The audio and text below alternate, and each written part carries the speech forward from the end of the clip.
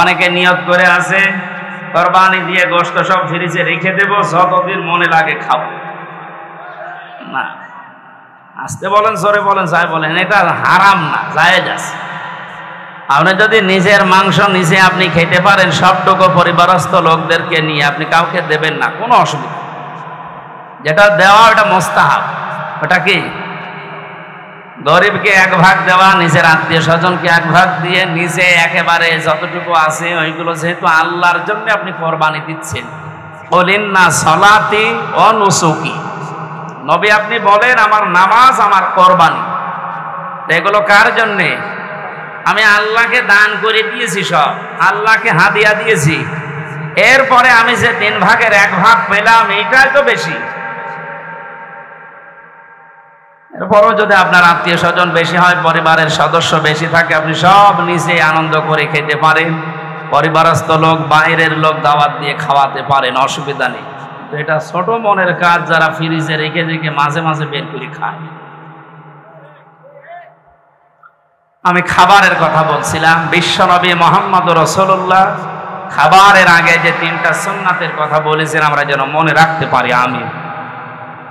তাহলে মাসে জিলহজ শুরু হলে নবীজি রোজা রাখতেন।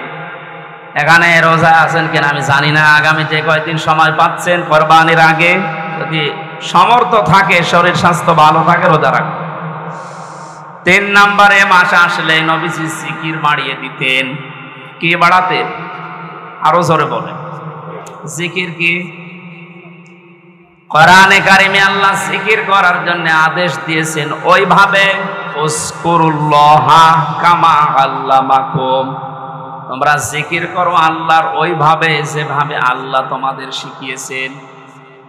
বাংলাদেশের কুমিল্লা জেলার বড়রা আর দেবিদ্বার আমি খোঁজ রাখি কিছু না কিছু। এই সমস্ত জায়গাগুলোতে জিকিরের নামে যে ফিকির আরম্ভ হয়েছে কয়েক বছর ধরে, আগে ছিল কিনা আমি জানি না, এগুলো বন্ধ করবে। কারণ উযকুরুল্লাহ কামা আল্লামাকুম, জিকির করো ওইভাবে যেভাবে শিখিয়েছেন। হামজা কে? কামা আল্লামাকুম, যেভাবে আল্লাহ তোমাদের শিখিয়েছেন। এখন আল্লাহ জিকির শিখিয়েছেন কিভাবে? যেহেতু এই মাস আসলেই নবীজি জিকির বাড়িয়ে দিতেন। আল্লাহ রাব্বুল আলামিন বলেন, নবী আপনি জিকির করবেন, ওয়াযকুর রাব্বাকা ফি নাফসিকা তাদাররুআ ওয়া খিফাতা ওয়া দুনাল জাহরি মিনাল কাওলি বিল গুদুবি ওয়াল আসাল ইলা আয়াত। সূরা আরাফ 9 নম্বর পারার 15 নম্বর পৃষ্ঠা 13 নম্বর লাইনের 205 নম্বর আয়াত। এটা তাফসীরে ইবনে কাসিরে পাবেন। আল্লাহ পাক বলেন, নবী আপনি জিকির করবেন 1 নাম্বার মনে মনে। কিসে? এই ছাত্রের মতো জবাব দিতে পারেন না, বলেন বলেন। 2 নম্বরে কান্না জড়িত কণ্ঠে। 3 নম্বরে ভীত সন্তুষ্ট হয়ে। 4 নম্বরে উচ্চ আওয়াজ বাদ দিয়ে। এটা যেহেতু রেকর্ড হচ্ছে, কালকে সারা দেশে ছড়িয়ে যাবে। এই ইবাদত এটা হাসি তামাশার জিনিস না। আল্লাহর কোন বিধানকে কেউ যদি খেল তামাশায় পরিণত করে দেয় জাতির সামনে, আল্লাহ পাক নিজে সেই লোকটার উপরে লানত দেয়। আর এটা বাংলাদেশের ব্রাহ্মণবাড়িয়া, কুমিল্লায় সবচেয়ে বেশি হয়। আল্লাহর নামে জিকির করতে করতে এমন জিকির আরম্ভ করে, কোরআনে নেই, হাদিসে নেই, সব ওরা বানিয়েছে। অথচ আল্লাহ জিকির করতে বলেন কিভাবে? যেভাবে উনি শিখিয়েছে। হামজা যেভাবে শিখিয়েছে ওইভাবে জিকির করলে সওয়াব হবে। এ সহজ কথা না বুঝে উল্টা দিকে নিয়ে যান। মানে আল্লাহর নাম বাদ দিয়ে কেউ যদি রাসূলুল্লাহর নাম নিয়েও জিকির করে, এত মর্যাদা যার কথা বললাম, ইয়াসিন, হে নেতা, এ শব্দটা যাকে আল্লাহ নির্ধারিত করে দিয়েছেন, আল্লাহর ঘোষণা দেওয়া নেতা কয়জন, তার নামেও জিকির করা জায়েজ নেই। কেউ যদি ইয়া রাসূলুল্লাহ জিকির কর, কবিরা গুনাহ হবে। কারণ জিকির হবে আল্লাহর নামে, দরুদ হবে রাসূলের নামে। এক কথা বুঝতেছেন? আজকে থেকে সিদ্ধান্ত নেওয়া লাগবে যে জিকির আমরা আল্লাহ বাদে কারো করব না, আর 4টা পদ্ধতি দিয়েছেন আল্লাহ জিকিরের, মনে মনে, কান্না জড়িত কণ্ঠে, ভীত সন্তুষ্ট হয়ে, আর উচ্চ আওয়াজ বাদ দিয়ে। জিকিরের শব্দ হবে 4টা, সুবহানাল্লাহ, আলহামদুলিল্লাহ, লা ইলাহা ইল্লাল্লাহ, আল্লাহু আকবার। বাংলাদেশে এখন 48,000-এর উপরে সরকারি জরিপে দরবার আছে। আপনি একটা দরবার আমারে নিয়ে চলেন, সেখানে এই 4টা শব্দের বাইরে জিকির হচ্ছে না, নিয়ে চলেন, আমি যাব। চট্টগ্রামের আব্দুল জব্বার রহমতুল্লাহ আলাইহির যে দরবার ছিল বাইতুল শর, এখানে নিয়ম নীতি ছিল, এখন অনেক পাল্টিয়ে ফেলেছে। বাকিগুলোর কথা তো বলার মতো ভাষা আমাদের নেই।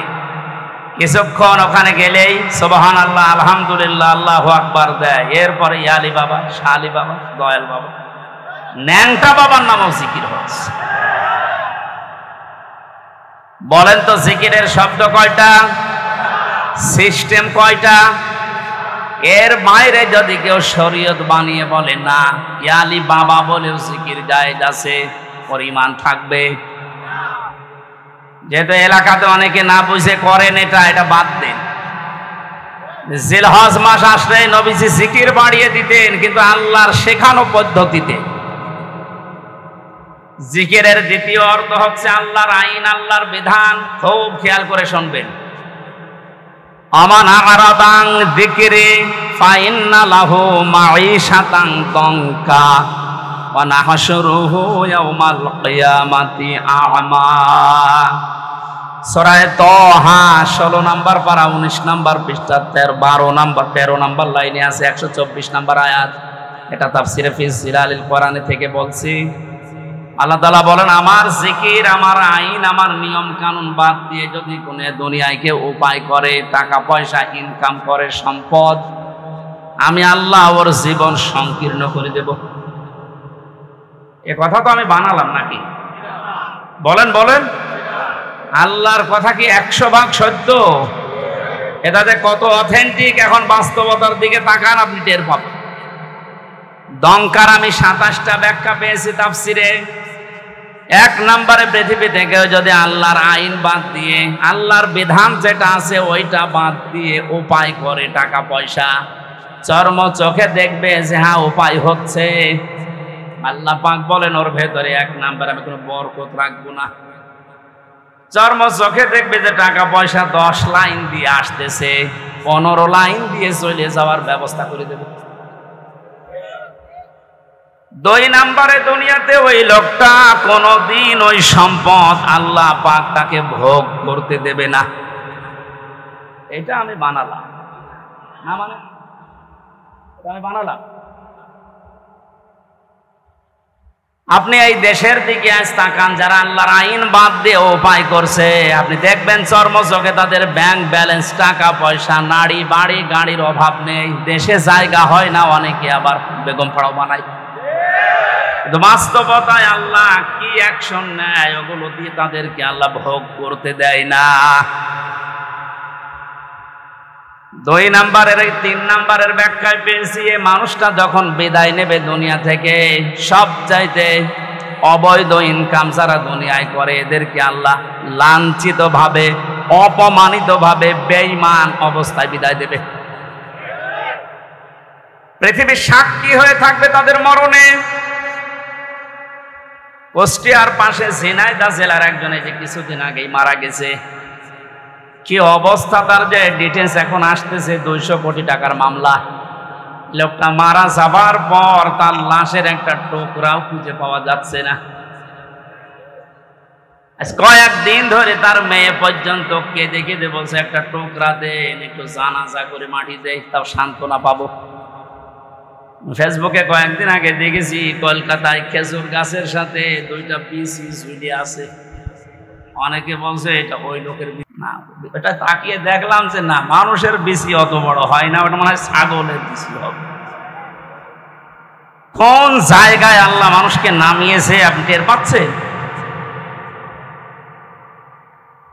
আমি শুধু হাসির খোরাকি দেওয়ার জন্য বলি না, এটা বাস্তব দংকার। 3 নাম্বার ব্যাখ্যা, দুনিয়ায় সত্যি যদি আল্লাহর আইন বাদ দিয়ে কেউ উপায় করে, মহান আল্লাহ পাক তাকে এমন অবস্থায় দুনিয়া থেকে বিদায় দেবে, ওই লোকটা দুনিয়ায় সাক্ষী হয়ে থাকবে, ইতিহাস হয়ে থাকবে। পৃথিবী প্রকম্পিত হয়ে যাবে তার মরণ দেখে। 4 নাম্বার ব্যাখ্যায় আছে, এই লোকটা যখন মারা যাবে ঈমান তো পাবে না, মরণের সঙ্গে সঙ্গে কবরে দিতে দিতে ওর শাস্তি আল্লাহ নিজে ফেরেশতা দিয়ে আরম্ভ করবে। 4 নাম্বারটা আমি বানালাম নাকি? সবগুলো তাফসীর থেকে আমি নোট করে এনেছি, আপনি বাড়িতে এসে মিলাবেন, দেখবেন আপনার সাথে দু একটা মিলে যাচ্ছে। এই জন্য আল্লাহর জিকির মানে আল্লাহর আইন, আল্লাহর বিধান। আল্লাহর বিধান বাদ দিয়ে দুনিয়াতে সত্যি কেউ যদি উপায় করে, শরীক ফাঁকি দিয়েছেন যারা, শরীক ফাঁকি দেয় না দেশে? কত মানুষ এখন হজে আল্লাহর ঘর তাওয়াফ করছে, নবীজিকে সালাম দিচ্ছে রওজার পাশে দাঁড়িয়ে, অথচ নিজের আপন ভাইয়ের জমি জাল দলিল করে নিজের নামে লিখে দিয়েছে। এটা মনে হয় বেশি বলে ফেললাম, আমি নিজে ছিলাম হজে, দেখেছি। হজে আসার সময় বনের সম্পদগুলো ফাঁকি দিয়ে নিজের নামে লিখে নিয়েছি। বনকে তো মানুষ করে বিয়ে দিয়েছি, এই যথেষ্ট, আবার জমি দেবো কেন? জমি দেবে কেন মানে তুমি তোমার বাবার ছেলে, আর ওইটা কি ও ধার করে নিস? আপনি আল্লাহর একটা বিধান পালন করার জন্য 7.5 লাখের উপরে টাকা খরচ করে হজে গেলেন, অথচ বনের 3 লাখ টাকা আপনি আত্মসাৎ করে গেলেন। এখানে বিধানটা কার ছিল? ওখানে এক আল্লাহর বিধান 2 রকম করে ফেললেন।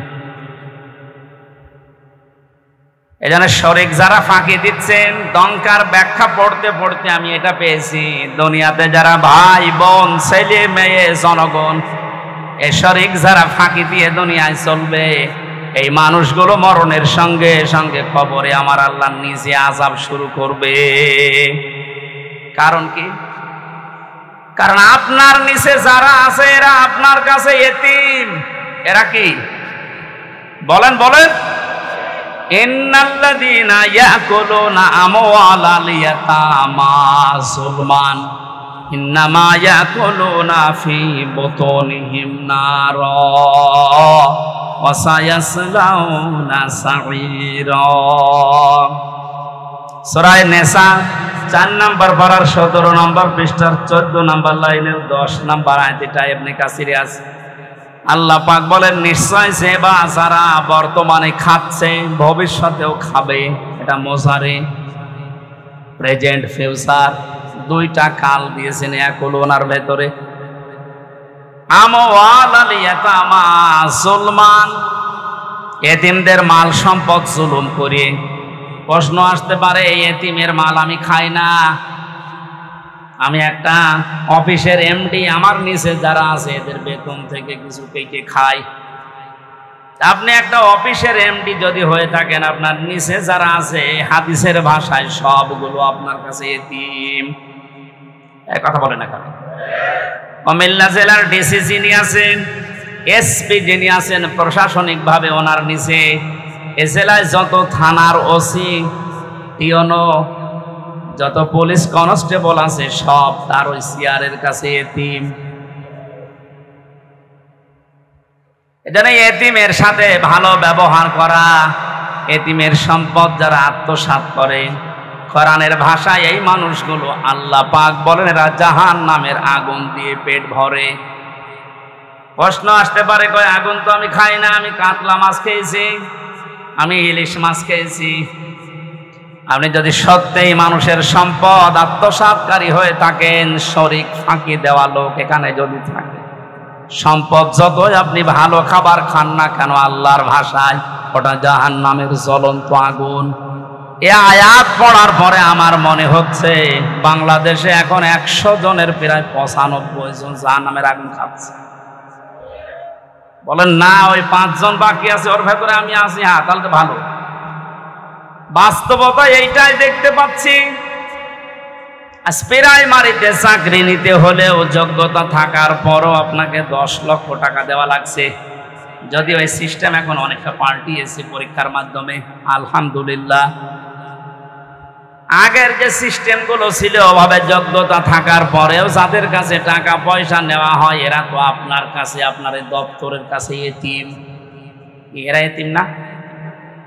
এদের কাছ থেকে আপনি হাদিয়া বলে নেন, আর তৌফা বলে নেন, আর চাই বলে নেন, স্পিরিট মানি বলে অনেকে নেয়। এগুলো সব হবে আল্লাহর ভাষায় জাহান্নামের আগুন। আল্লাহ এতটুকু যদি শেষ করে দিতেন, দুনিয়ার হিসাবে আমি আয়াত পড়তাম না, পরের শব্দটা মারাত্মক। ওয়াসায়াসলাউনা সাঈরা, সিন, সাউফা, কদ, লাম, এরকম 13টা শব্দ আছে আরবি গ্রামারে। কোন সেন্টেন্সের আগে যদি একটা আসে, অর্থ হয় অতি তাড়াতাড়ি। আল্লাহ পাক এখানে সিন দিয়ে জানিয়েছেন, মানুষের সম্পদ যারা ফাঁকি দিয়ে খাও, জোর করে জুলুম করে অন্যায় ভাবে খাও, মিথ্যা মামলা দিয়ে তারা জেলে দিয়ে তার পরিবারের কাছ থেকে অবৈধভাবে টাকা নাও, না এদেশে বন্ধ হয়ে গেছে। হাজারো মানুষ এরকম বিপদে আছে। শরীক ফাঁকি দিয়ে যারা খাও, এ মানুষগুলো শুধু মরতে দেরি, যেহেতু তুমি বেঈমান হয়ে মরবে, ঈমান পাবে না। ওই যে দঙ্কার 4 নাম্বার ব্যাখ্যা। যারা অবৈধ ইনকাম করে, ওদের ঈমান নসিব আল্লাহ বন্ধ করে দেয়। বলেন নাউজুবিল্লাহ। ওরা সঙ্গে সঙ্গে কবরে দেবেন। আল্লাহ নিজে বলেন জাহান্নামের আগুন সাঈর, যেটা এটা আমি লাগিয়ে দেব। এর আগে আমি বহুবার বলেছি, জাহান্নাম একটা, জাহান্নামের স্তর বা দরজা 7টা। জাহান্নামের দরজা কয়টা? এই 7টার ভেতরে সাঈর একটা। সাঈরে যাওয়ার জন্য যে 4 প্রকার মানুষের নাম আমরা কোরআনে পেয়েছি, তার 1 নম্বরে যারা এতিমের মাল আত্মসাৎ করে, ফাঁকি দেয়, শরীক যারা ফাঁকি দেয়, এদেরকে মরণের পরে আল্লাহ জাহান্নামে সাঈরে নিচে পাঠিয়ে দিয়ে আগুন লাগিয়ে দেবেন। কুমিল্লাবাসী কারো দিকে তাকিয়া, নিজের ইমানের দিকে তাকিয়ে বলেন তো, এখানে শরীক ফাঁকি দেওয়া মানুষ আছেন কিনা? আওয়াজ দেওয়া আকারে আওয়াজ দিবে, আমার মনে হয় এই এলাকায় সব নেই। এই শরীক ফাঁকি দিয়েছেন কারা? দেখি হাত তোলেন তো। একজন। আমি তো তামাশা করি নাই ভাই। সত্যি যদি এরকম থাকেন, আপনার ক্ষতি আপনি নিজে করছেন। যাদের জন্য আখের গোছাতে শরীক ফাঁকি দিচ্ছেন, আপনি চোখ বন্ধ করে দেখেন, এ মানুষগুলো একদিনও আপনার লাশকে বাড়িতে রাখতেও রাজি হবে না, বলবে না জিন আসবে। অথচ তাদের আরামে শান্তিতে রাখার জন্য আপনি নিজের ভাইয়ের, নিজের বোনের সম্পদটা ফাঁকি দিয়ে রেখে দিলেন। আরে ভাই, আপনি এখনই যদি চোখ বন্ধ করে যান, আপনি তো বেঈমান হয়ে মারা গেলেন।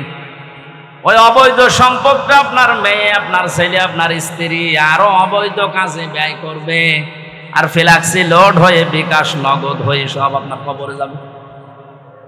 যদি বলেন আমার তো নগদ খোলা নেই, এমনি খুলে যাবে, খোলা লাগবে না।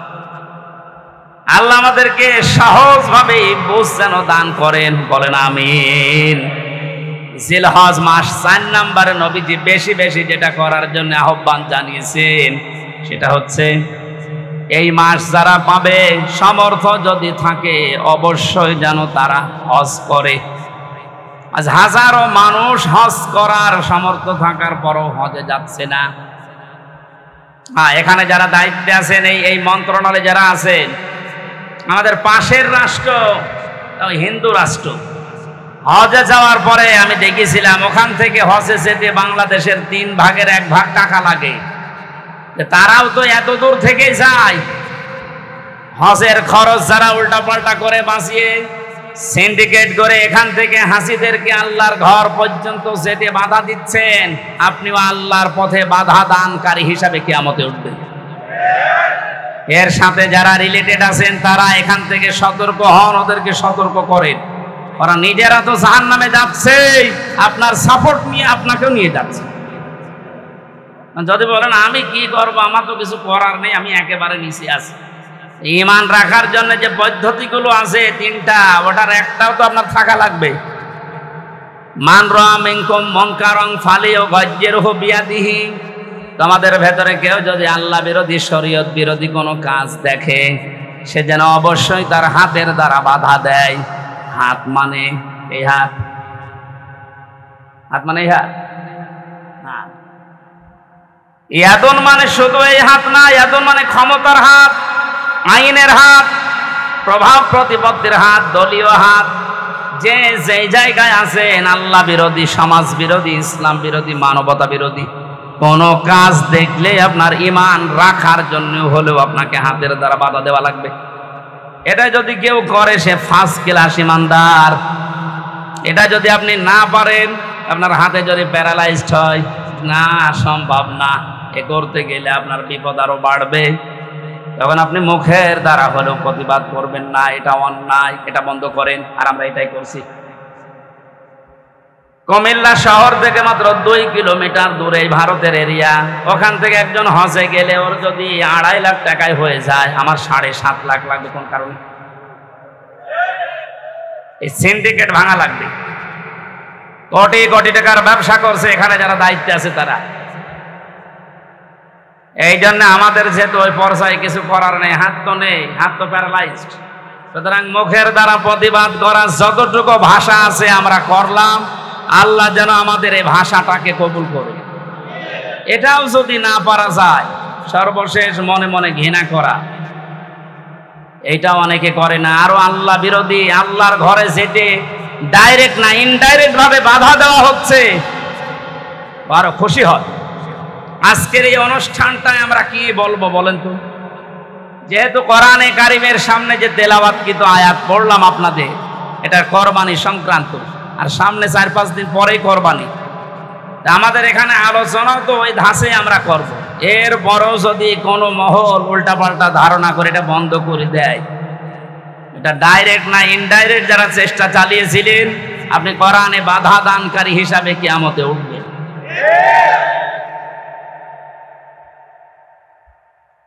জাহান্নামের স্তর বলেছিলাম কয়টা? বলেন বলেন। এই 7টার ভেতরে একটা ভয়ঙ্কর দরজার নাম আছে। এই দরজা দিয়ে আল্লাহ তাদেরকে প্রবেশ করাবে যারা পৃথিবীতে কোরআনে কারিমের অনুষ্ঠানগুলোতে বাধা দেয়। আর এই দেশে এখন দিন দিন এই পজিশন বাড়ছে। মানুষ ওগুলো খুব বেশি না, কয়েকটা। আল্লাহ আমাদেরকে হেদায়েত দান করেন, বলেন আমিন। এই জন্য হজ করার সামর্থ্য যাদের আছে হজ অবশ্যই করে মারা যাবে।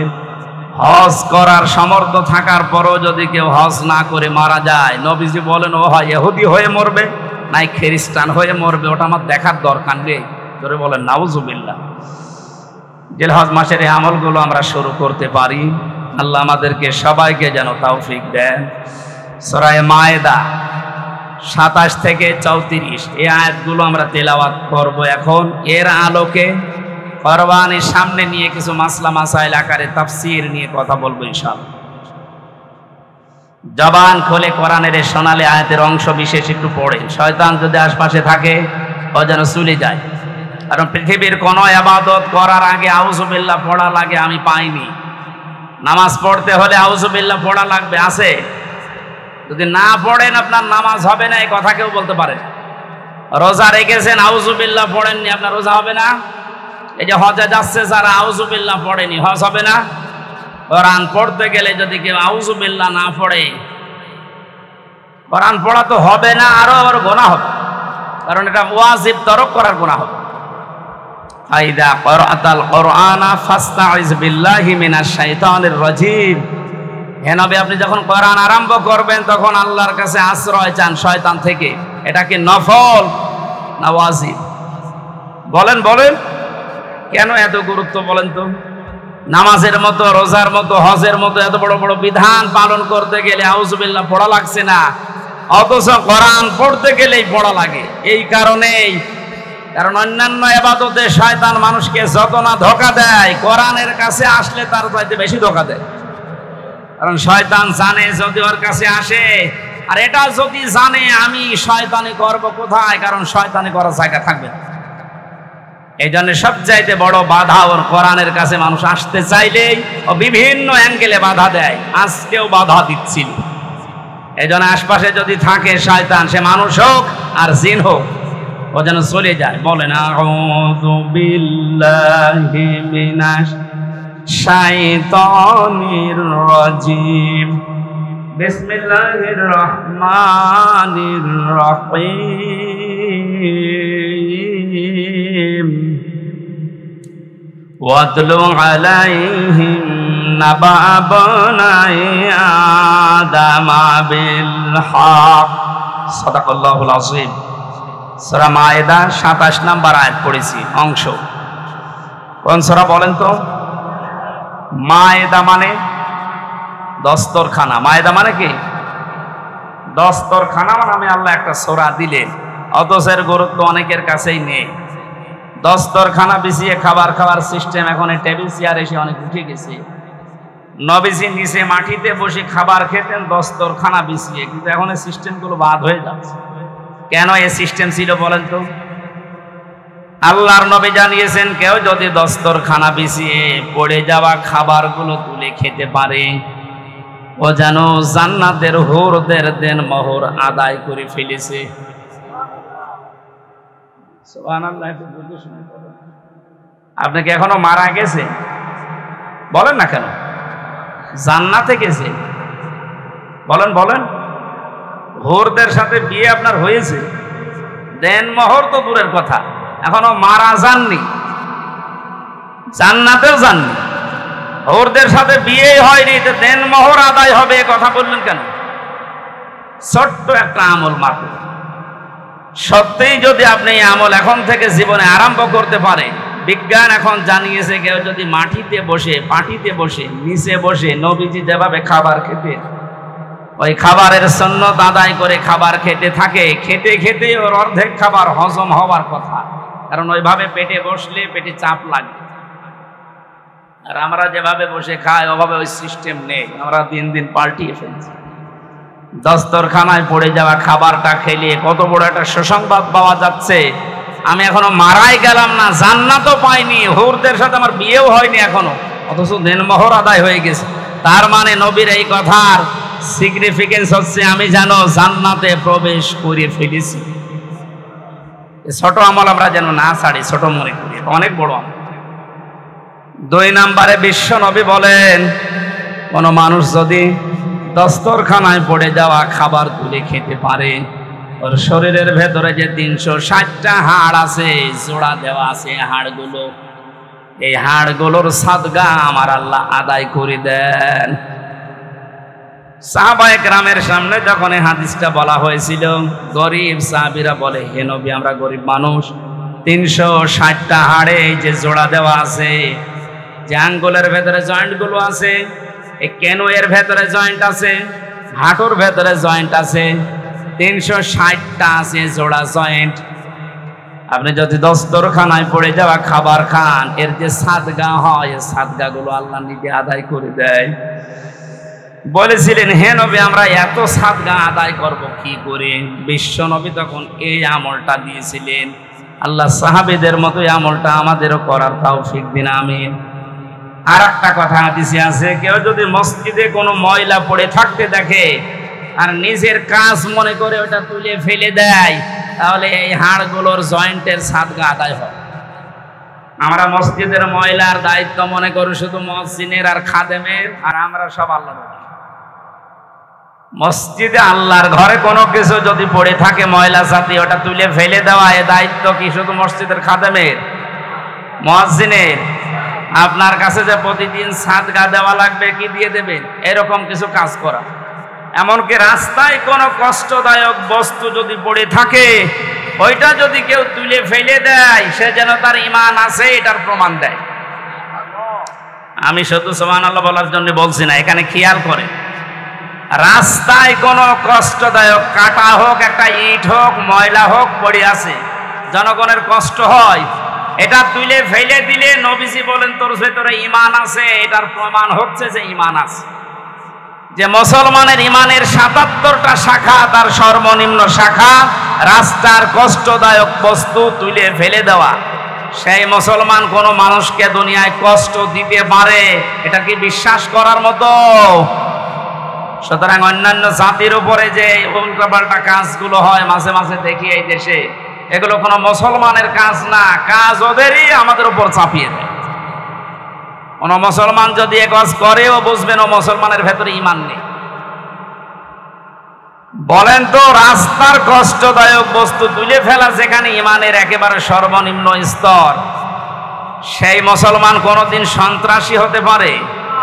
বলেন বলেন, জঙ্গি? আপনি কাঁটা পেলে, রাস্তায় ইট পেলে আরো তুলে ফেলে দেবেন যেন মানুষের কষ্ট না হয়। আর বাংলাদেশের মানুষের ঘরের আবর্জনা, নিজের উঠানের ময়লা সব এনে রাস্তায় জমা করে, কোন ইমানের পরিচয় দেবে? আপনাদের কুমিল্লা জেলা একটু পরিষ্কার আছে, এই জন্য টের পাচ্ছেন। এগুলো যারা করছেন আপনার ইমানই নেই, এটা ইমানের সর্বনিম্ন একটা স্তর। এইটাও যদি আপনি না করতে পারেন, আরো রাস্তায় সব ময়লা মাটি এনে জমা করে, আপনি নবীর হাদিস অনুযায়ী বিশ্বাস করেন আপনার ইমান নেই। আপনার কি নেই? আপনি বলেন না আমি তো কালেমা পড়ি। আরে ভাই, কালেমার তো সর্বনিম্ন স্তর এইটা, আপনার এইটাই নেই তো প্রথমটা থাকলো কি করে? এখনো তো ৭৭টা আছে। আল্লাহ আমাদের সহজভাবে বোঝার তৌফিক দাও, বলেন আমিন। সূরা মায়েদায় ১২০টা আয়াত আছে, ১৬টা রুকু আছে। ৪ নাম্বার রুকুর ২৭ নাম্বার আয়াতের অংশ পড়েছি, মাত্র একটা আয়াতের ৪ ভাগের ১ ভাগ। আপনি একটু খেয়াল করে শোনেন, কত কথা আল্লাহ এর ভেতরে লুকিয়ে রেখেছে। হযরত আদম আলাইহিস সালামের ২ সন্তানের ব্যাপারে আল্লাহ আমাদেরকে শোনাতে বললেন। কুরবানি সংক্রান্ত বিষয় এখানে আছে। এই পৃথিবীতে প্রথম মানুষ হত্যা করেছিল এই কাবিল, হাবিলকে। এই জন্য দুনিয়ায় যত হত্যা হবে অবৈধভাবে, এই লোকটার আমল নামায় মানুষ হত্যার একটা গোনা যেতেই থাকবে কিয়ামত পর্যন্ত। এই জন্য দুনিয়াতে এমন কোন কাজের আঞ্জাম তৈরি করা ঠিক না যে আপনি মারা যাওয়ার পরেও এটা জারি থাকে, এরকম কাজ এদেশে নেই। জেনে শুনে বুঝে শুনে এরকম কোন কাজে হাত দেবেন না যে আপনি নেই, অথচ এটা বিকাশ হয়ে আপনার কবরে যাচ্ছে। আল্লাহ রাব্বুল আলামিন সতর্ক করছেন, অতলো হে নবী আপনি তেলাওয়াত করেন, আলাইহিম নাবাবনাই আদামা বিল হক। এটা কুমিল্লার দেবীর দ্বার, এই যে উম্মত গুলো বসে আছে এদের সামনে আপনি তেলাওয়াত করেন আদম নবীর ২ সন্তানের কাহিনী, যথাযথভাবে সঠিকভাবে এদেরকে আপনি ইতিহাস শোনান। প্রশ্ন আসতে পারে, হাজার হাজার বছর আগে পৃথিবীর প্রথম মানব হযরত আদম আলাইহিস সালাম, তার ২ সন্তানের কাহিনী শুনে আমরা করব কি না? তারা যে একটা বিষয়কে নিজেদের পক্ষে আনার জন্য আল্লাহর যে পদ্ধতি কোরবানি দেওয়া, আমি ইতিহাস বলার জন্য এখানে বসি নাই, তাফসীর থেকে কয়েকটা কথা আনার জন্য, শিক্ষা দেওয়ার জন্য বলছি। হযরতে আদম নবীর সন্তান জোড়া জোড়া তৈরি হতো ওই সময়। আগের পক্ষের পরের পক্ষের এভাবে মিল করে তিনি বিয়ে দিতেন, যেহেতু মানুষের সময় কম ছিল, ওই সময় শরীয়তে ওটা জায়েজ ছিল। বিবাহ দেওয়ার জন্য তাসলিমা আর আকলিমা, মেয়েটা সুন্দর ছিল, এই জন্য আগের পক্ষের এই কাবিল বলে না আমি এটা মানি না, আমার পক্ষে যে আসবে এটা সুন্দরী হয়নি, এই জন্য আমি ওকে বিয়ে করব না, আমি ওইটা চাই। মেয়েদের প্রতি ভালোবাসা, তাদের সৌন্দর্যের প্রতি, তাদের চেহারার প্রতি আকর্ষণ, এটা আমার আল্লাহ দুনিয়া তৈরি হওয়ার পর থেকে করে দিয়েছে। যুজ্জিনা লিন-নাসি হুব্বুশ শাহাওয়াতি মিনান নিসা, মানুষকে আমি শোষণ করে দিয়েছি, আকর্ষণীয় করে দিয়েছি ৯টা জিনিসকে তাদের সামনে।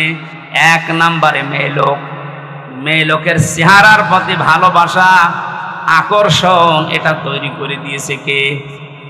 এই যে পরীক্ষার জিনিস এটা। এখন যদি বলেন আল্লাহ তৈরি করে দিয়ে আল্লাহ আবার আমাকে শাস্তি দেবে কোন কারণে, এইটাই পরীক্ষা। আপনার মতোই মানুষ আরেকজন আছে, সে তো এরকম সুযোগ পাওয়ার পরও এই কাজ করে না, আপনি করলেন কেন? হযরত আদম নবী আলাইহিস সালামের মনে শান্তি ছিল না, তাকে আমার আল্লাহ জান্নাতে এত নিয়ামত দিয়েছিলেন, তারপরও তিনি আনন্দ শান্তি পাচ্ছিলেন না।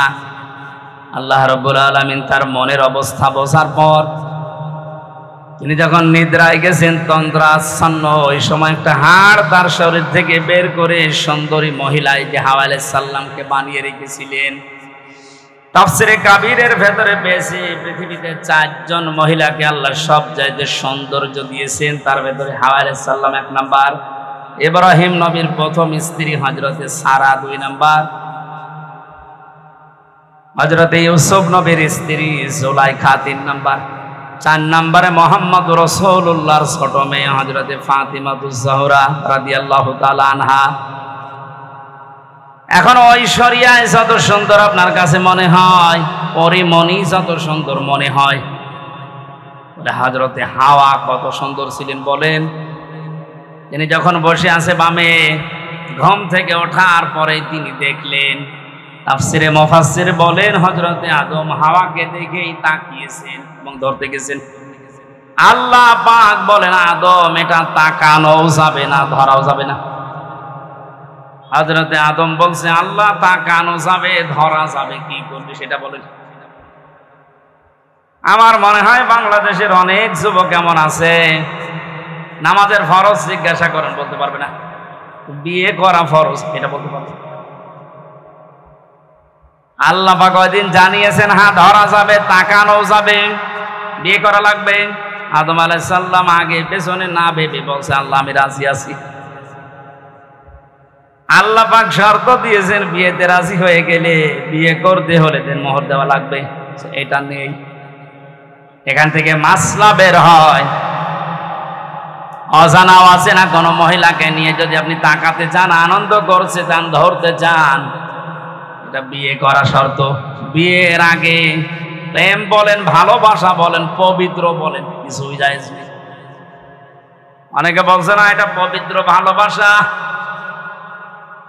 প্রেমিকার মাথায় পর্যন্ত হাত দিয়ে বলছে, আল্লাহর কসম আমি তোরে ভুলে যাব না, এটা জায়েজ আছে? আরে তুই হাত দিলি কোথায়? বিয়ের আগে তোর মাথায় না, ওর দিকে তাকানো যাইছিল না, আর তুই মাথায় হাত দিয়ে বলছি, তোমার মাথায় হাত দিয়ে আল্লাহর কসম করছি তোমার ভুলে যাবো না, পুরাটাই গুনাহ, জিনা হয়ে গেছে।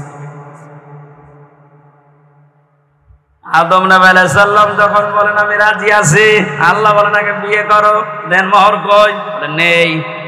আল্লাহ পাক সুযোগ দিয়ে জানিয়েছিলেন, আমার নবী মুহাম্মদুর রাসূলুল্লাহর উপরে 10 বার দরুদ শরীফ পড়ো, এইটাই দেন মোহর হিসাবে মেনে নিলাম। বিয়ে করার পরে আল্লাহ এবার তাকে আদেশ দিলেন, আমরা যারা আদম নবীর সন্তান এখানে বসে আছি, মিলান তো আপনার জীবনে এটা আছে কিনা বলবো। অকুলনা ইয়া আদম উসকুন আনতা ওয়া যাওজুকাল জান্নাতা ওয়া কুলা মিন গাদান হাইসু শি'তুমা ওয়া লা তাকরাবা হাদিহিশ শাজারাতা ফাতাকুনা মিনাস সালিমিন। জন্মের পর থেকে আয়াতটা আমিও শুনেছি। এর ভেতরে যে এত গুরুত্বপূর্ণ 4টা শিক্ষা আছে, অনেকে আমরা জানি না। আলেম যারা আছেন তাদেরকে এবার বলছে, একটু খেয়াল করেন। হযরতে আদম নবীকে আল্লাহ আলাইহিস সালামের সাথে বিবাহ পড়িয়ে দিলেন, জিবরাইলকে সাক্ষী দিয়ে, ডাক দিয়ে বললেন, আদম তোমার বউকে নিয়ে এবার তুমি যাও জান্নাতে। জান্নাত আদম আলাইহিস সালামের বাড়ি আর আমাদের বাবার বাড়ি। এই কথা বলবেন এখন। জান্নাত আমাদের, আরো জোরে বলেন, বলেন আরেকবার। তাহলে আয়াত থেকে প্রথম মাসলা বের হয়, বিয়ে করার পরে বউ নিয়ে বাবার বাড়ি যাওয়া লাগবে। আর অনেকে এখন ঘর জামাই থাকে না, এই জেলায় নেই। বিয়ে করে বউ নিজের বাবার বাড়ি নিয়ে যাওয়া লাগবে, আর আপনি সহ থেকে যাচ্ছেন। 2 নম্বরে ওয়াকুলা মিনহা রাগাদান হাইসু শি'তুমা। আলেমদেরকে বলছি, আল্লাহ কিন্তু আংতা ওয়া কুলা এ শব্দ দিতে পারতেন, মাঝখানে আংতা নেই। আজ বাংলাদেশ সহ বিশ্বে যারা নারী স্বাধীনতা আন্দোলন নামে, নারী মুক্তি পরিষদ, নারী বিপ্লব পরিষদ, এরকম 13টা সংগঠন এই দেশে এখন কাজ করছে নারীর স্বাধীনতা দেওয়ার জন্যে। আপনি নারীকে আর কি সম্মান দেবেন, কি অধিকার দেবেন? আল্লাহর কোরআনের আয়াতের দিকে তাকান। পৃথিবী তৈরি হওয়ার পরে আল্লাহ নারীদেরকে কি অধিকার দিয়ে দিয়েছেন? আল্লাহ বলেন, বিয়ে করে বউ বাড়িতে নিয়ে যাওয়ার পরে নিচে খাবে হবে না, আংতা নেই। আল্লাহ বলে না কোলা একবারে নির্বাচন দিয়েছি, তুমি যেই মানের খাবার খাবে, যেই মানের পোশাক পরবে, যেই মানের ঘরে থাকবে, স্ত্রীকে ওই রকম জায়গায় ওই রকম খাবার ওই রকম পোশাক দেওয়া লাগবে। এটা নফল না, এটা ফরজ। আজ হাজারো পরিবারে এইটা নেই, এই জন্য অশান্তি। এই আমার কথা বুঝতেছেন? নিজে তো বাইরে ভালো মন্দ ভালোই খাচ্ছে, যাওয়ার সময় বর জন্য বাদাম নিয়ে যাচ্ছে।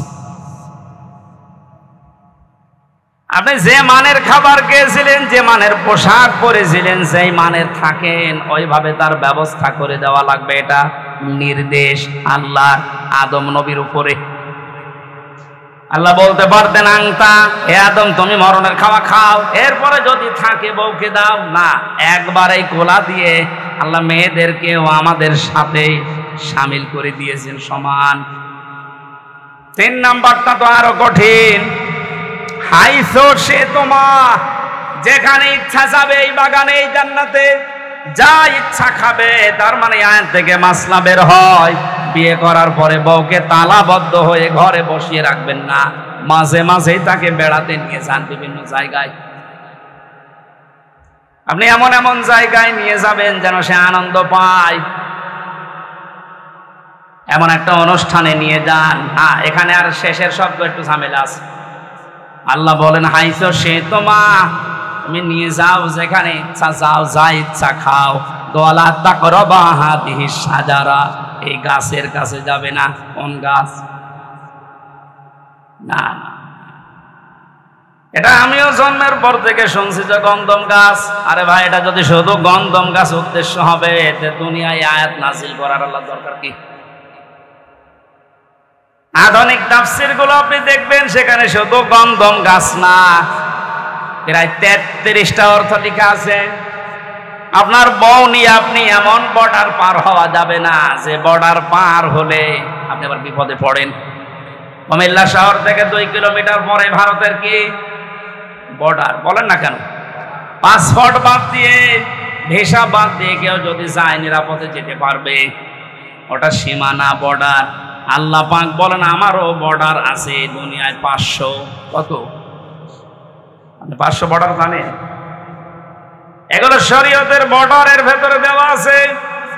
দুনিয়াতে বিবাহ করার পরে বউ নিয়ে আসবা, খাবা, চলাফেরা করবা, অনুষ্ঠানে যাবা, কোনো বাধা নেই। কিন্তু সাবধান, আল্লাহর বর্ডার যেন পার না হয়।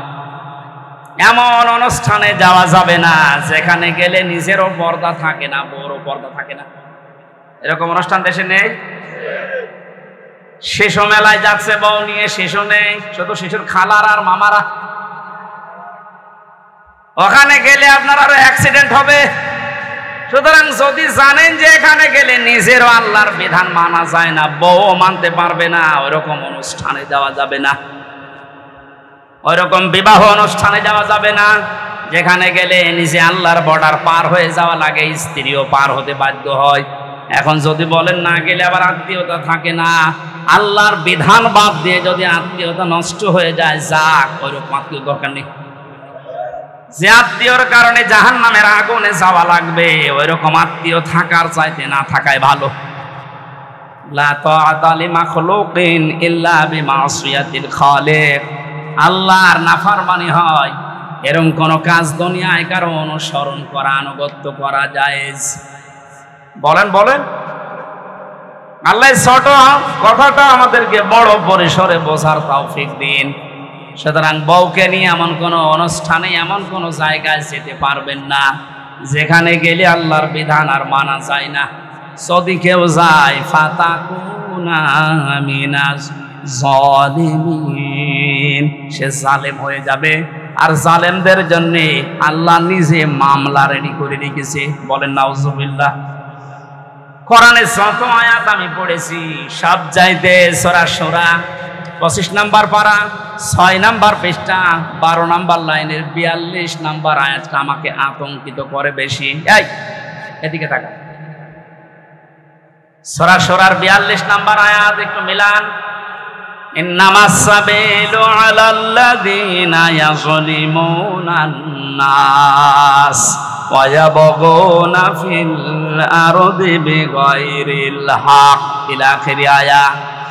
আল্লাহ পাক বলেন আমি নিজে কিয়ামতের দিন মামলা দায়ের করব, আমি কেস করব, আমি অভিযোগ দায়ের করব তাদের বিরুদ্ধে যারা দুনিয়ায় মানুষ হয়ে মানুষের উপরে জুলুম করে। এ দুনিয়ায় নেই। আর আসতে বল, আপনি কথাটার ওজন টের পেয়েছেন? এ কথার লোড কত? আল্লাহ নিজে মামলা দায়ের করবে, উনি মামলার বাদী। যিনি বিচার করবেন বিচারক, উনি যদি বাদী হন না রায় তো পক্ষে আসবে? বলেন। এই আয়াতটা পড়ার পরে আমার নিজেরই মাঝে মাঝে ভয় লাগে, আল্লাহ আমি আবার মামলার আসামি হয়ে গেলাম না তো? কারণ আমার নফসের ওপরে মাঝে মাঝে জুলুম হয়ে যাচ্ছে, আমার পরিবারের ওপরে জুলুম হয়ে যাচ্ছে, সমাজের মানুষের প্রতি আমার যে দায়িত্ব ছিল আমি পালন না করে আমি জুলুম করে ফেলছি।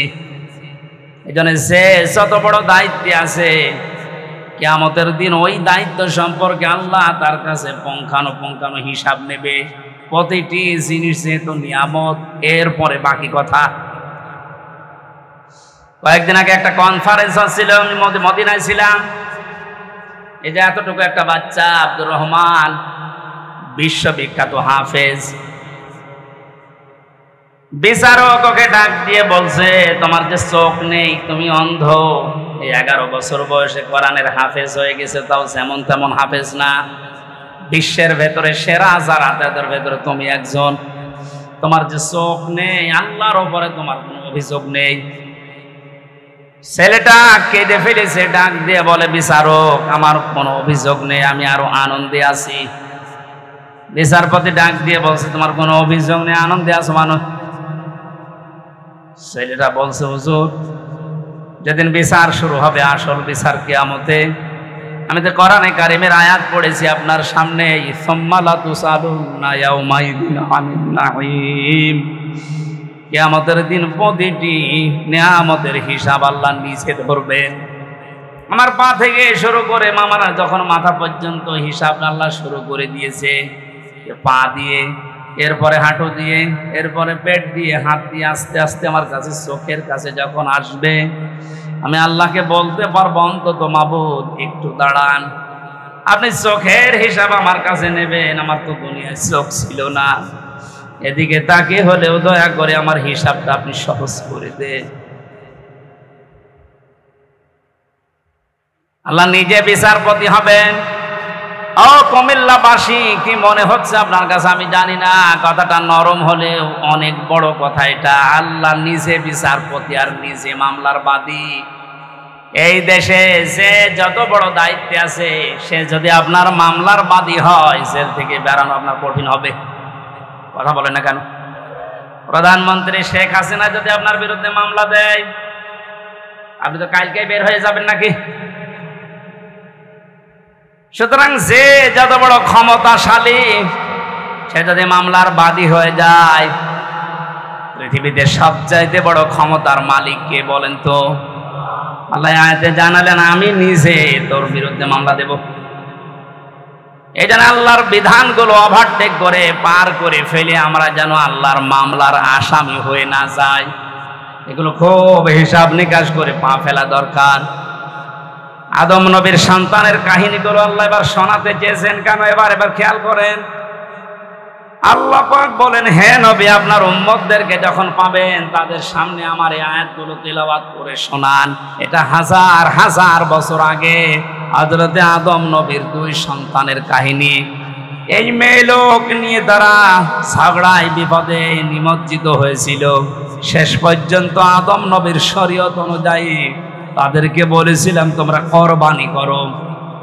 আমাদের যেমন পশু করার নিয়ম, ওই সময় নিয়ম ছিল আলাদা। ওরা এরকম চাটিয়াল ময়দানে পশু জবাই করে রেখে আসতো, আগুনের ঝলক আকাশ থেকে এসে পুড়িয়ে ফেলতো, তারটা কবুল হয়ে যেত। আর যারটা পড়ে থাকতো তারটা কবুল হতো না।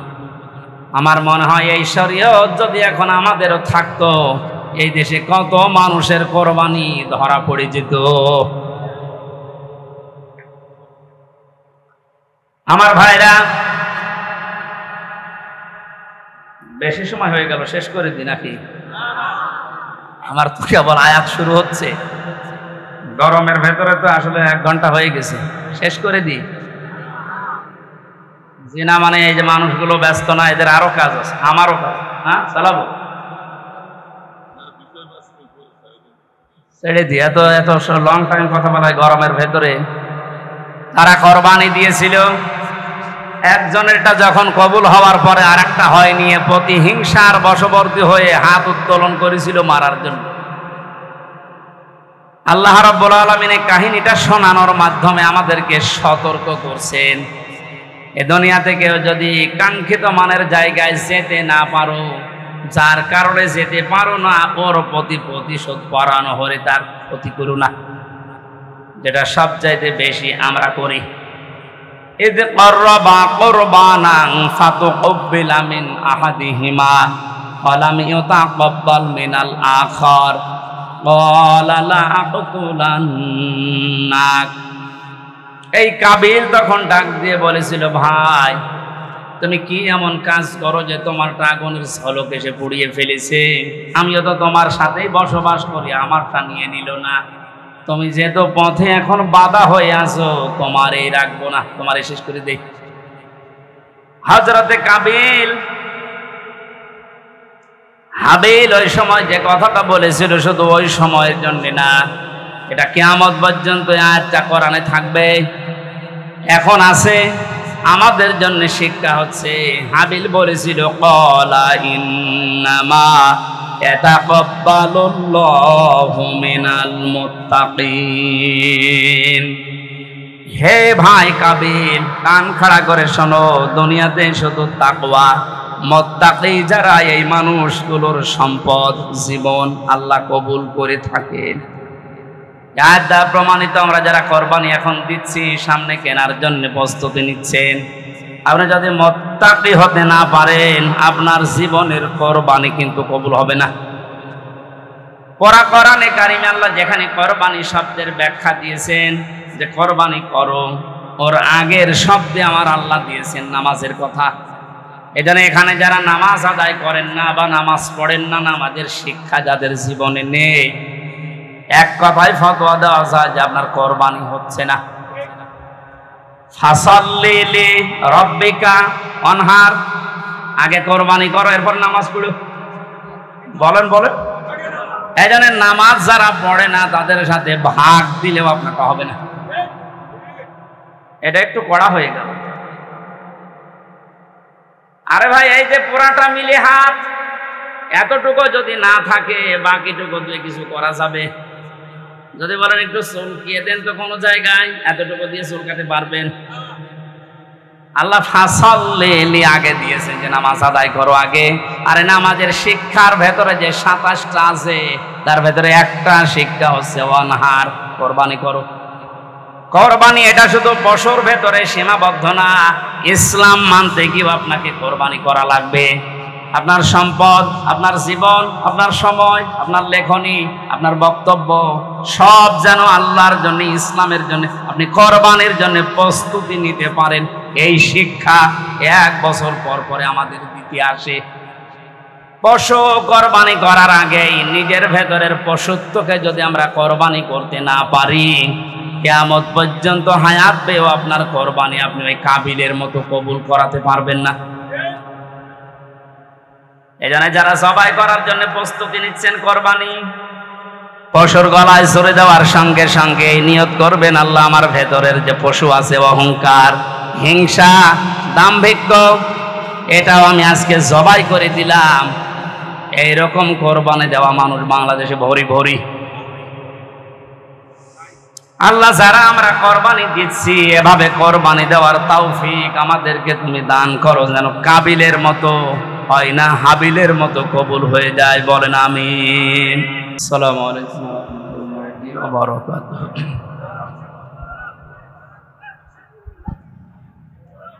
নাহমাদুহু ওয়া নাস্তাঈনুহু ওয়া নাস্তাগফিরুহু ওয়া নু'মিনু বিহি ওয়া নাতাওয়াক্কালু আলাইহি ওয়া নাউযু বিল্লাহি মিন শুরুরি আনফুসিনা ওয়া মিন সাইয়্যাতি আ'মালিনা। من يهدي الله فلا مضل له ومن يضلل فلا هادي له ونشهد أن لا إله إلا الله وحده لا شريك له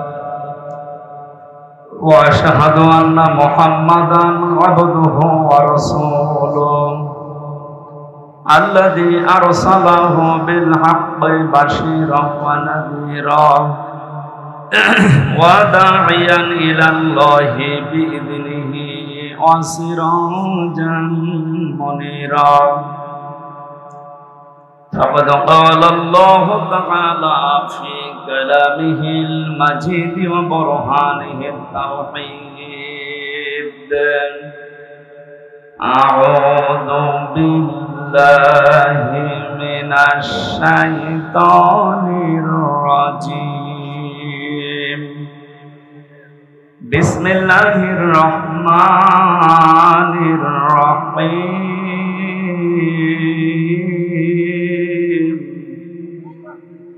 واتل عليهم نبأ بني آدم بالحق إذ قربا قربانا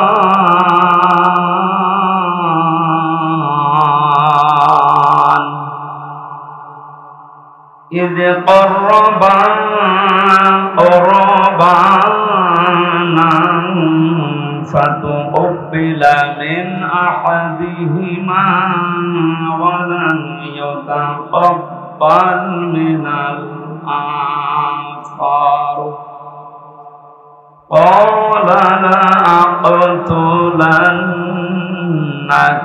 قال إنما يتقبل الله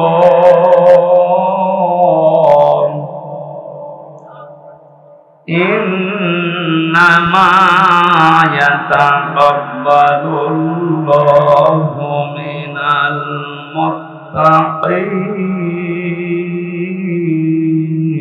المتقين صدقت يا ربنا اللهم صل على محمد وعلى آل محمد كما صليت على إبراهيم وعلى آل إبراهيم إنك حميد مجيد اللهم بارك على محمد وعلى آل محمد كما باركت على إبراهيم وعلى آل إبراهيم إنك حميد مجيد الحمد لله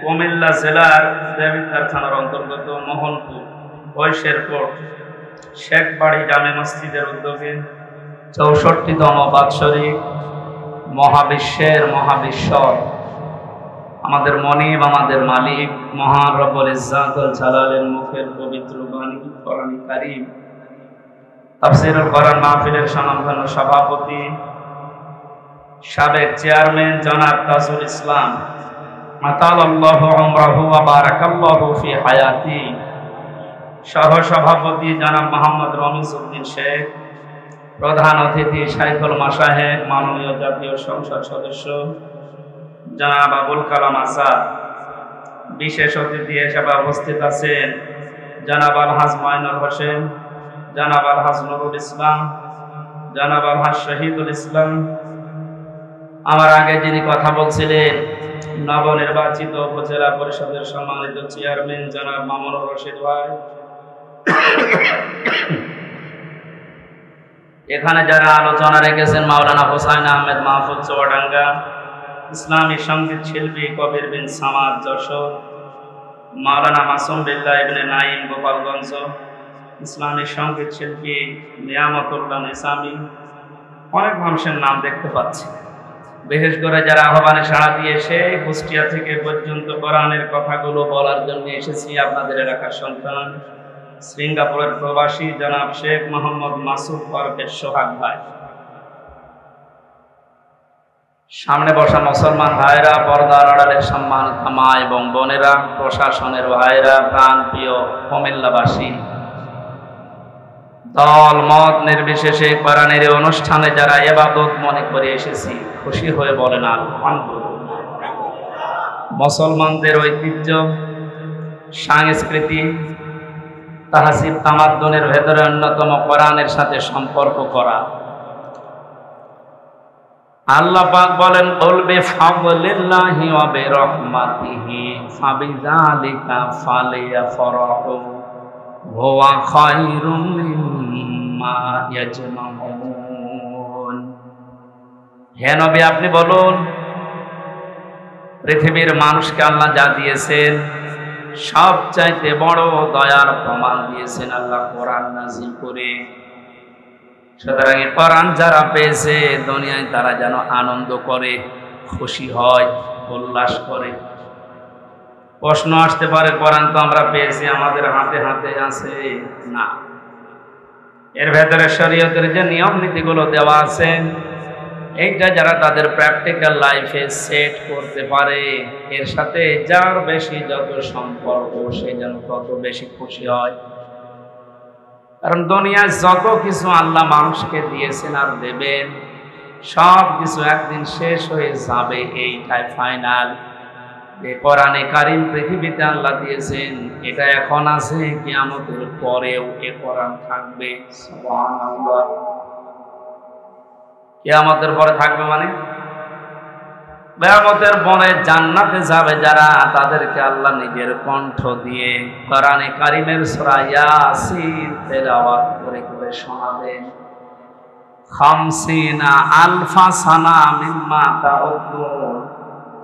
দুনিয়ায় এক দুই করে যেভাবে গণনা করো, জান্নাতের ওই পরিবেশে আল্লাহর কুদরতের কণ্ঠে কোরআনের এক একটি আয়াত শুনতে সময় লাগবে 500 বছর। আজকে আমরা যারা কোরআনে কারিমের এই অনুষ্ঠান পেয়ে আনন্দিত, কিয়ামতের ওই ময়দানে জান্নাতের পরিবেশে আল্লাহ শ্রোতা হিসাবে যেন আমার একটু জায়গা করে দেন, বলেন আমিন। তাহলে আজকে আমরা আনন্দিত, খুশি এই কারণে যে এই মাহফিলের সম্পর্ক কোরআনের সাথে, না হামজার সাথে না। কাউকে ভালোবাসলে আল্লাহর জন্য বাসবেন, লোক দেখানোর জন্য না। মান আহাব্বা লিল্লাহি ওয়া আবগাদা লিল্লাহি ওয়া তাআ লিল্লাহি ওয়া মানা লিল্লাহ ফাকাদ ইসতাকমালাল ঈমান। ইবনে মাজাহ শরীফের হাদিস। আল্লাহর নবী বলেন, কাউকে যদি ভালোবাসো, লোক দেখানোর জন্য না, আল্লাহর জন্য ভালোবাসো। উপরে উপরে না, ভেতর থেকে আল্লাহর জন্য যদি ভালোবাসাটা হয়, ঘৃণা করলেও আল্লাহর জন্য ঘৃণা করবে। কিছু দিতে চাইলে আল্লাহর দিকে তাকিয়ে দিবে। নিষেধও যদি করো, কাউকে কিছু দেওয়া থেকে বিরত থাকো, আল্লাহর জন্য থাকো। ফাকাদ ইসতাকমালাল ঈমান। আল্লাহর নবী বলেন, সে যেন তার ঈমানকে পরিপূর্ণ করে নিল। জোরে বলেন সুবহানাল্লাহ। এই যে চারটা কথা এই হাদিসে আছে, শুনতে যত সহজ মনে হচ্ছে, এটা প্র্যাকটিক্যাল লাইফে মিলানো কি অত সহজ? অনেক কঠিন বিষয়। আল্লাহর জন্য কাউকে ভালোবাসা এটা এমনি আসবে না। ইন্নাল্লাযীনা আমানু ওয়া আমিলুস সালিহাতি সায়াজআলু লাহুমুর রাহমানু উদ্দা। আল্লাহ তাআলা বলেন, যারা ঈমান আনে আর দাবি অনুযায়ী দুনিয়ায় যারা ভালো কাজের আঞ্জাম দিতে পারে, তাদের প্রতি সৃষ্টি জগতের একটা ভালোবাসা আল্লাহ নিজে তৈরি করে দেয়। সুতরাং এটা ঈমানের দাবি অনুযায়ী যদি ভালো ভালো কাজে আঞ্জাম দিতে পারে, আপনার প্রতি সৃষ্টি জগতের ভেতরে ভালোবাসা মহব্বত ময়দা করে দেবে কে? আল্লাহ। আমরা যদি ভালোবাসি সত্যি কাউকে, আল্লাহর জন্য বাসবো, এই বাস্তবতা আমরা এখনো টের পাইনি অনেকে, এই জন্য হাদিসের ভাষা বুঝতে পারছি না। আল্লাহ আমাকে সহ যারা এসেছি, এখন থেকে মরণ পর্যন্ত কাউকে কিছু দিলে আল্লাহর জন্য দেবে। যদি নিষেধ করে, কারোর সাথে যদি ঝগড়াঝাটি হয়, মারামারি হয়, মনোমালিন্য তৈরি হয়, এটা যেন আল্লাহর জন্য হয়। আল্লাহ আমাদের ঈমানকে পরিপূর্ণ করে দেবেন, আর পরিপূর্ণ ঈমানদারের জন্য আল্লাহর বানানো বাগান জান্নাত অপেক্ষা করছে। আল্লাহ আমাদেরকে তৌফিক দিন হাদিসটা আমল করার, বলেন আমিন। দরুদ আর সালাম পড়ছি আমাদের নবী, মানবতার মহান শিক্ষক মুহাম্মদ রাসূলুল্লাহ সাল্লাল্লাহু আলাইহি ওয়াসাল্লামের প্রতি, যার আদর্শ পেয়ে আমরা খুশি না বেজার? খুশি। কিয়ামতের ময়দানে বিশ্ব নবী মুহাম্মদ রাসূলুল্লাহকে যারা দুনিয়াতে আদর্শ মেনে চলতো, কিয়ামতে নবী তাদেরকে উম্মত বলে পরিচয় দিয়ে কাছে টানবে, সুপারিশ করে জান্নাতে পাঠিয়ে। এখানে ইয়াসিন এ শব্দ দুনিয়ায় আগে পরে আপনি কারো নামে পাবেন না। ইয়াসিন এটা নবীজির নাম। কোরআনে আল্লাহ 7টা নাম দিয়ে তাকে ডাক দিয়েছেন, তার ভেতরে ইয়াসিন, তহা, মুহাম্মদ, আহমদ, আব্দুল্লাহ, মুজাম্মিল, মুদ্দাসসির। 1 নম্বরে ইয়াসিন। এই নামটা ডাকলেন কেন? ইয়া হরফে নেদা, ইয়া মানে হে, সিন মানে সাজ্জেদ। তাফসিরে কাবীর আল্লামা ফখরুদ্দীন রাজি রহমাতুল্লাহ আলাইহি সিন শব্দের 5টা ব্যাখ্যা দিয়েছেন। তিনি বলেন সিন মানে সাজ্জেদুল আলামিন, সিন মানে সাজ্জেদুল কাওনাইন, সিন মানে সাজ্জেদুল বাশার, সিন মানে সাজ্জেদুল আম্বিয়া, সিন মানে সাজ্জেদুল মুরসালিন। যেহেতু ইয়াসিন সূরার আলোচনা আজকে না, কুরবানির সামনে আমরা ওই রকম একটা আয়াতই পড়েছি, আমি শুধু একটু টাচ দিলাম যে ইয়াসিনের ভেতরে আল্লাহ এগুলো দিয়েছে।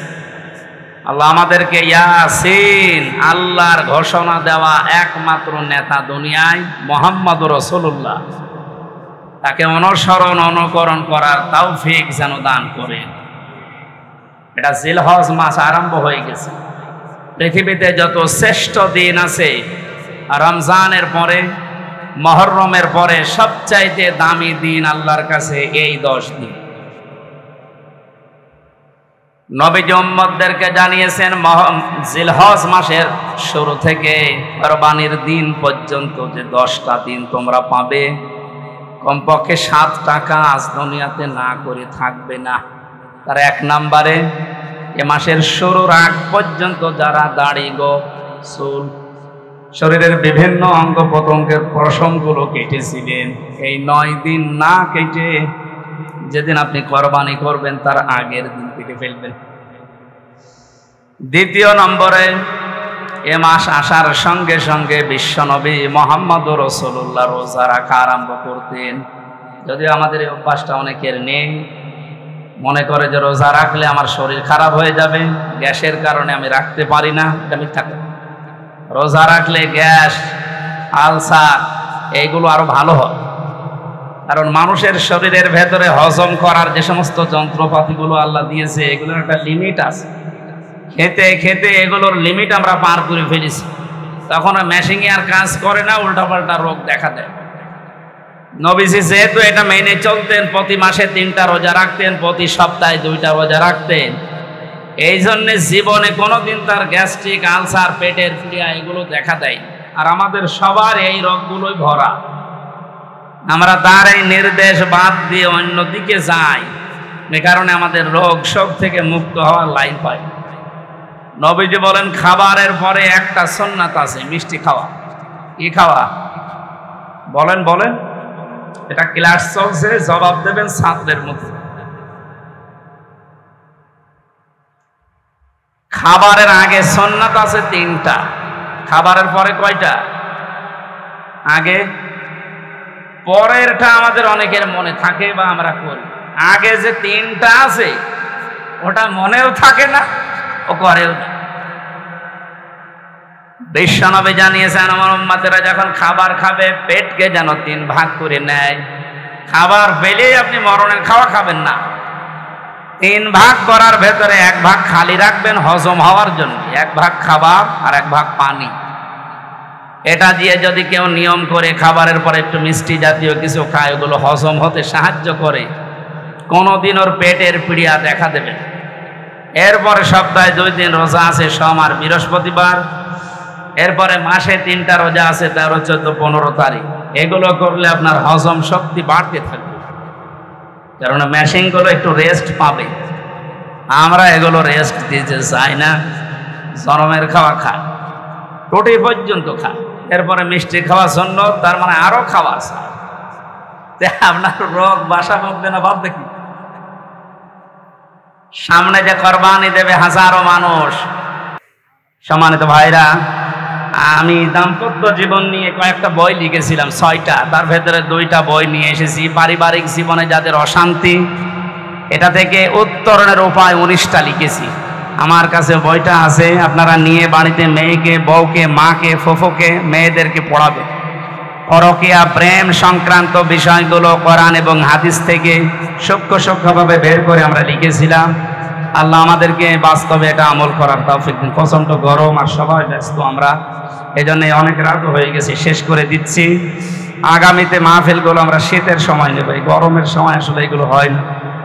এই পারভেজ ভাই, উনি বাইরের দেশ থেকে এসেছিলেন, সিঙ্গাপুরে না কোথায় থাকে উনি, আসলে এই সময় তো মাহফিল হওয়ার কথা না, তারপর ওনার ডাকে সাড়া দিয়ে সে কুষ্টিয়া থেকে এসেছিলাম আপনাদের মেহমান হয়ে। একটা মোনাজাত করে এরপরে বইটা নিয়ে আপনারা বিদায় নিয়েন। আল্লাহুম্মা আমিন। লা ইলাহা ইল্লা আনতা সুবহানাক ইন্নী কুনতু মিনাজ জালিমিন। লা ইলাহা ইল্লা আনতা সুবহানাক ইন্নী কুনতু মিনাজ জালিমিন। ফাস্তাজাবনা লাহু ওয়া নাজ্জায়নাহু মিনাল গাম্মি ওয়া কাযালিকা নুনজিল মুমিনিন। রব্বুল আলামিন, কুমিল্লা জেলার দেবিদ্বার থানার দিকে তাকাও। হাজারো মানুষ আমরা কোরআনে কারিমের কথাগুলো চাতক পাখির মতো বসে শুনেছি। যতটুকুই শুনেছি আমাদের জীবনে আমল করার তৌফিক দাও। সওয়াবগুলো